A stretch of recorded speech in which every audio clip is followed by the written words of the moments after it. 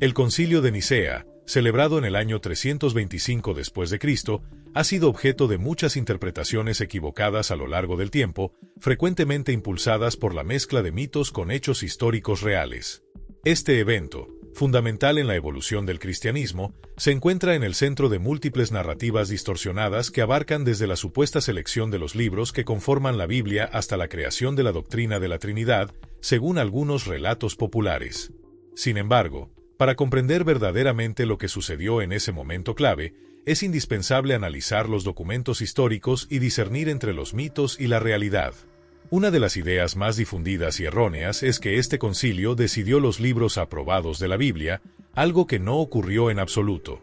Si te interesa profundizar en la verdad detrás del Concilio de Nicea, no olvides suscribirte al canal, darle like a este video y compartirlo con tus amigos y familiares que también aman explorar los misterios de la historia. Tu apoyo es esencial para seguir trayendo contenido fascinante como este. Una de las creencias más comunes, aunque equivocadas, es que el Concilio de Nicea marcó el momento en que el cristianismo fue declarado religión oficial del Imperio Romano. Este malentendido suele derivarse de interpretaciones incorrectas sobre el rol del emperador Constantino y de los eventos que ocurrieron antes y después del concilio. Sin embargo, la realidad histórica es distinta. El cristianismo fue legalizado previamente mediante el Edicto de Milán, promulgado en el año 313 después de Cristo por Constantino junto con Licinio. Este importante decreto garantizaba la libertad religiosa, permitiendo a los cristianos practicar su fe sin temor a represalias o persecuciones. No obstante, dicho edicto no otorgó al cristianismo el estatus de religión oficial del imperio, un cambio que ocurrió varias décadas después bajo el reinado de Teodosio I.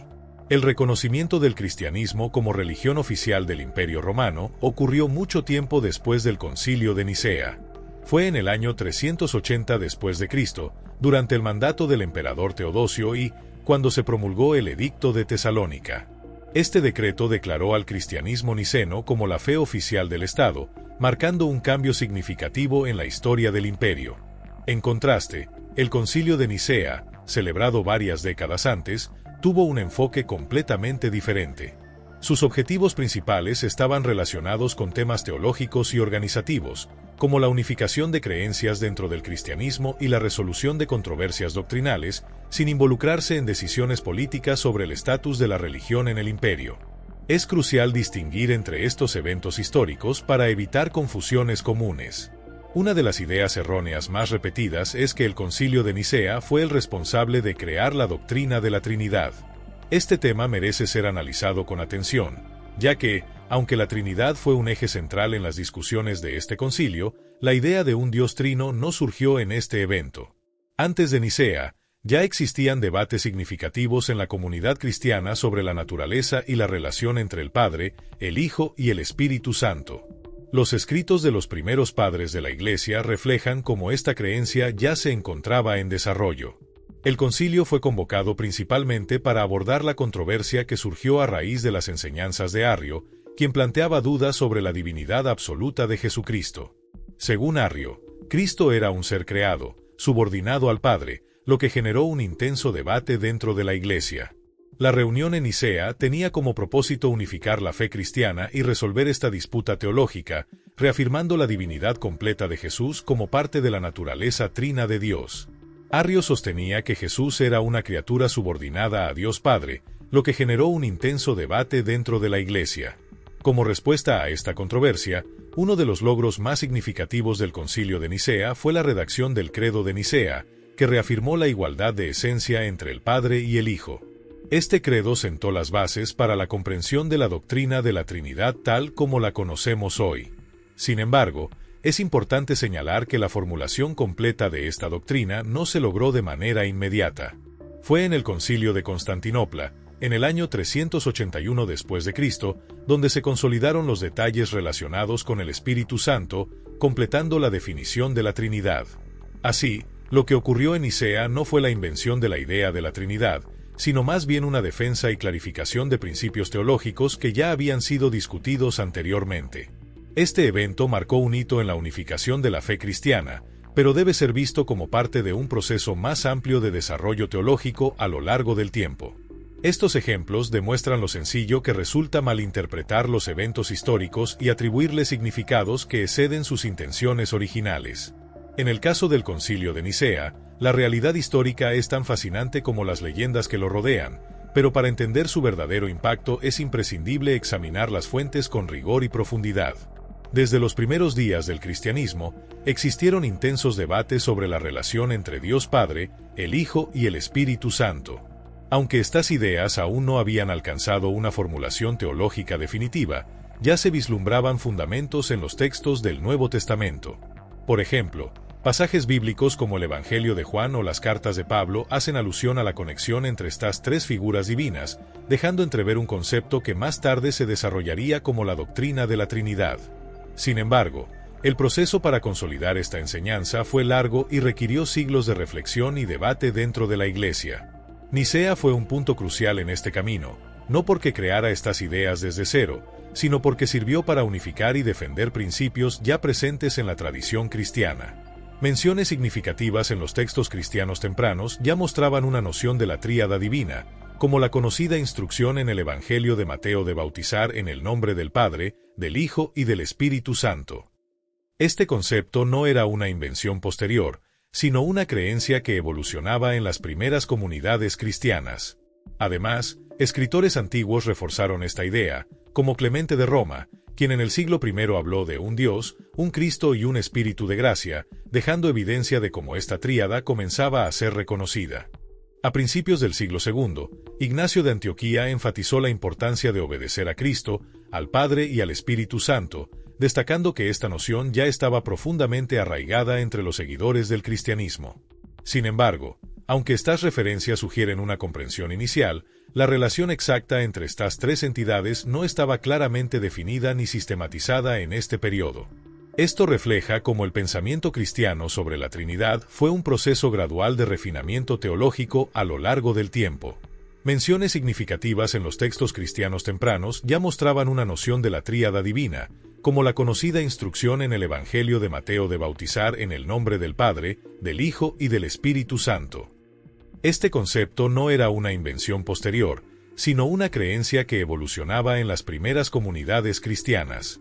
Además, escritores antiguos reforzaron esta idea, como Clemente de Roma, quien en el siglo I habló de un Dios, un Cristo y un Espíritu de gracia, dejando evidencia de cómo esta tríada comenzaba a ser reconocida.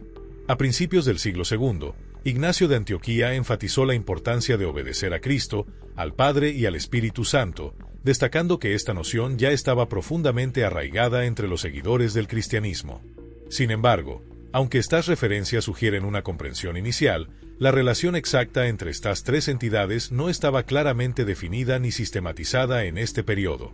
Esto refleja cómo el pensamiento cristiano sobre la Trinidad fue un proceso gradual de refinamiento teológico a lo largo del tiempo. Los conceptos filosóficos que buscaban explicar las hipóstasis del Padre, el Hijo y el Espíritu Santo, aunque revolucionarios, no siempre eran compatibles entre sí. Estas discrepancias provocaron intensos debates en la comunidad cristiana, siendo uno de estos conflictos el detonante para la convocatoria del Concilio de Nicea. Sin embargo, antes de adentrarnos en ese punto, es crucial desmontar uno de los mitos más persistentes y ampliamente difundidos sobre este evento, la idea de que allí se seleccionaron los libros que formarían la Biblia. Aunque esta noción es común, está lejos de estar respaldada por evidencia histórica. Este malentendido se popularizó especialmente en el siglo XXI con el éxito del libro El Código Da Vinci y su adaptación cinematográfica. La película plantea una versión ficticia del Concilio de Nicea, sugiriendo que en ese encuentro se debatió y decidió que textos sagrados formarían parte del canon bíblico. Sin embargo, los registros históricos disponibles demuestran que esta afirmación es completamente falsa.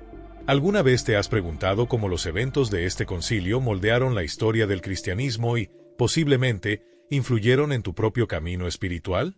Entre tantas versiones y mitos, encontrar la verdad puede parecer una tarea difícil. Pero precisamente esa es la misión de El Nombre Prohibido de Jesús, un libro electrónico diseñado para revelar secretos ocultos durante siglos. Esta obra conecta a sus lectores con conocimientos que podrían transformar su perspectiva espiritual. Si deseas acceder a este tesoro de sabiduría, te invitamos a buscarlo en el primer comentario fijado. No pierdas esta oportunidad única de descubrir lo que ha estado escondido durante tanto tiempo. Volviendo al Concilio de Nicea, los documentos históricos, incluidos los escritos de participantes como Eusebio de Cesarea, Atanasio de Alejandría y Eustacio de Antioquía, no contienen ninguna mención a debates o decisiones relacionadas con los libros que debían integrar la Biblia. En cambio, los registros indican que las discusiones se centraron en temas como la naturaleza divina de Jesús, la fecha de la celebración de la Pascua, e incluso cuestiones menos conocidas como la castración voluntaria y las normas de conducta del clero. No hay evidencia de que la definición del canon bíblico estuviera en la agenda de este concilio. La selección de los textos que formarían la Biblia comenzó mucho antes de Nicea y no se completó hasta varios siglos después. En los primeros siglos del cristianismo, se produjeron numerosos escritos que abordaban la vida, las enseñanzas y el significado espiritual de Jesús.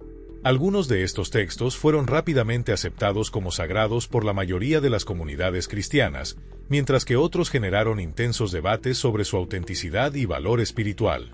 Para finales del siglo II, ya se distinguían claramente dos grandes conjuntos de textos: el Antiguo Testamento, de origen judío, y el Nuevo Testamento, específicamente cristiano. Sin embargo, las listas exactas de los libros que conformaban estas colecciones variaban. Los 4 evangelios y las cartas de Pablo fueron ampliamente aceptados por casi todas las comunidades cristianas desde los primeros siglos. En contraste, escritos como el Apocalipsis, el Pastor de Hermas y las cartas de Bernabé permanecieron en discusión durante mucho tiempo. Esta diversidad de opiniones refleja la complejidad del proceso de formación del canon bíblico, que se extendió durante siglos. Eusebio de Cesarea, quien participó en el Concilio de Nicea, ofrece una perspectiva sobre esta situación. En el año 331 después de Cristo, a petición del emperador Constantino, fue encargado de producir 50 Biblias en griego para las nuevas iglesias construidas en Constantinopla. Este proyecto implicó decisiones importantes sobre qué libros incluir, lo que evidencia que el proceso de consolidación del canon aún estaba en marcha en esa época.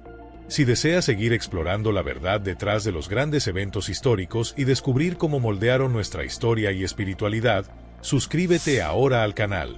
Comparte este video con tus amigos y familiares, y no olvides dejar tu me gusta. Tu apoyo nos permite seguir compartiendo conocimientos que iluminan la historia. Incluso mucho tiempo después del Concilio de Nicea, la cuestión del canon bíblico seguía siendo motivo de debate. En su obra Historia Eclesiástica, Eusebio menciona que libros como la segunda y tercera carta de Juan, el Apocalipsis de Juan, el Apocalipsis de Pedro y otros seguían siendo temas de controversia dentro de la comunidad cristiana. Aunque Eusebio fue encargado de producir 50 Biblias en griego a petición del emperador Constantino, no existe evidencia de que haya usado el Concilio de Nicea como referencia para seleccionar los textos. Esto refuerza la conclusión de que dicho evento, celebrado en el año 325 después de Cristo, no tuvo ninguna relación directa con la definición del canon bíblico. Años más tarde, otros concilios intentaron abordar esta cuestión. Los concilios de Cartago, celebrados en los años 397 y 419 después de Cristo, establecieron una lista de 73 libros que serían adoptados por la Iglesia Católica como el canon oficial. Esta lista incluía los 66 libros comúnmente aceptados por la mayoría de las Biblias protestantes, además de textos como Tobit, Judith, el primer y segundo libro de los Macabeos, la sabiduría de Salomón, el Eclesiástico y Baruch. Sin embargo, la uniformidad en la aceptación de esta lista no fue inmediata. Manuscritos antiguos, como el Códice Alejandrino del siglo V, muestran variaciones significativas, incluyendo textos adicionales como el tercer y cuarto libro de los Macabeos y las primeras y segundas cartas de Clemente. Estos ejemplos destacan que el proceso de formación del canon bíblico fue largo y complejo, lleno de debates e incertidumbres. Aunque los concilios ayudaron a consolidar listas, no lograron imponer una aceptación universal inmediata. La única referencia histórica que podría vincular el Concilio de Nicea con el canon proviene de un texto de Jerónimo, quien en el siglo V justificó su traducción del libro de Judith afirmando que éste había sido considerado escritura sagrada en Nicea. Sin embargo, como Jerónimo nació después de este concilio y escribió en un contexto posterior donde otros concilios ya habían abordado la cuestión del canon, es probable que se tratara de un error o confusión por su parte, quizás mezclando Nicea con Cartago. Si Judith realmente hubiera sido reconocido como escritura sagrada en Nicea, uno esperaría que figuras prominentes del concilio, como Atanasio de Alejandría, lo mencionaran. Sin embargo, Atanasio, quien tuvo un papel clave en Nicea, no solo omitió Judith de su lista de libros sagrados, sino que explícitamente afirmó que, aunque algunos lo leían, no debía ser considerado como escritura inspirada. Esto refuerza la idea de que el canon bíblico no fue tema de discusión en el Concilio de Nicea. ¿Alguna vez te imaginaste tener acceso a verdades que transformaron la historia? Descarga ahora El nombre prohibido de Jesús. Las unidades son limitadas, y no querrás perderte esta revelación. Este libro te conectará con secretos ocultos que pueden cambiar tu perspectiva espiritual para siempre. Entonces, ¿cuál fue realmente el propósito del Concilio de Nicea? Este evento histórico tuvo objetivos bien definidos, centrados en las cuestiones más urgentes para la Iglesia de la época. En términos generales, las deliberaciones se pueden dividir en 3 áreas principales, 2 temas secundarios y uno central. Uno de los temas secundarios más importantes fue la definición de un método uniforme para calcular la fecha de la Pascua. En aquel entonces, no había consenso entre las comunidades cristianas sobre cuándo celebrar esta festividad esencial. Mientras algunas comunidades seguían el calendario judío, otras, como las iglesias de Roma y Alejandría, utilizaban sus propios cálculos. Esta disparidad daba lugar a que las celebraciones ocurrieran en diferentes fechas, lo que generaba confusión y división dentro de la Iglesia. La celebración de la Pascua en distintas fechas dentro del Imperio Romano representaba un desafío significativo para la unidad de la fe cristiana. El Concilio de Nicea se propuso resolver esta disparidad determinando que el cálculo de la Pascua debía desvincularse del calendario judío, un paso importante hacia la armonización de las prácticas religiosas en todo el imperio. Aunque el concilio no estableció un método específico para estos cálculos, dejó claro que las iglesias debían colaborar para fijar una fecha consensuada para esta celebración crucial. Este esfuerzo reflejaba la búsqueda de unidad dentro de la comunidad cristiana, un objetivo central del concilio. Otro tema secundario abordado fue la implementación de normas internas para regular la vida y la conducta del clero, conocidas como cánones. Estas reglas buscaban estandarizar prácticas y prevenir comportamientos considerados inapropiados. Por ejemplo, se determinó que los clérigos solo podían convivir con mujeres que fueran sus esposas o parientes cercanos, como madre, tía o hermana, para evitar malentendidos y escándalos. Además, el primer canon estipulaba que aquellos clérigos que hubieran sido castrados involuntariamente podían mantener su ministerio, mientras que quienes lo hubieran hecho voluntariamente serían removidos de sus cargos. Otros cánones abordaron temas como la usura, prohibiendo a los clérigos cobrar intereses abusivos o participar en transacciones deshonestas, y establecieron normas sobre la postura en la oración, como rezar de pie en días santos como el Día del Señor y Pentecostés, enfatizando la uniformidad en las prácticas religiosas. En el núcleo del Concilio de Nicea se encontraba una controversia teológica que marcaría profundamente la historia del cristianismo, el arrianismo. Este conflicto, originado en Alejandría, Egipto, giraba en torno a cuestiones fundamentales sobre la naturaleza de Cristo y su relación con Dios Padre, siendo el motivo principal para convocar el concilio. Todo comenzó con las enseñanzas del presbítero Arrio, quien sostenía que el Hijo, la segunda persona de la Trinidad, no era eterno ni de la misma sustancia que el Padre. Según Arrio, Cristo había sido creado por el Padre, lo que implicaba que era una criatura subordinada, una obra divina pero distinta en esencia. Apoyaba su postura en pasajes bíblicos como la carta a los Colosenses, que describe a Cristo como el primogénito de toda la creación. En contraposición, el obispo Alejandro de Alejandría defendía que el Hijo no era una criatura, sino que había sido engendrado eternamente por el Padre. Para Alejandro, esta generación eterna significaba que el Padre nunca existió sin el Hijo y que ambos compartían la misma sustancia divina. Argumentos extraídos del Evangelio de Juan, como el Padre y yo somos uno o el Verbo era Dios, sustentaban esta visión de igualdad entre el Padre y el Hijo.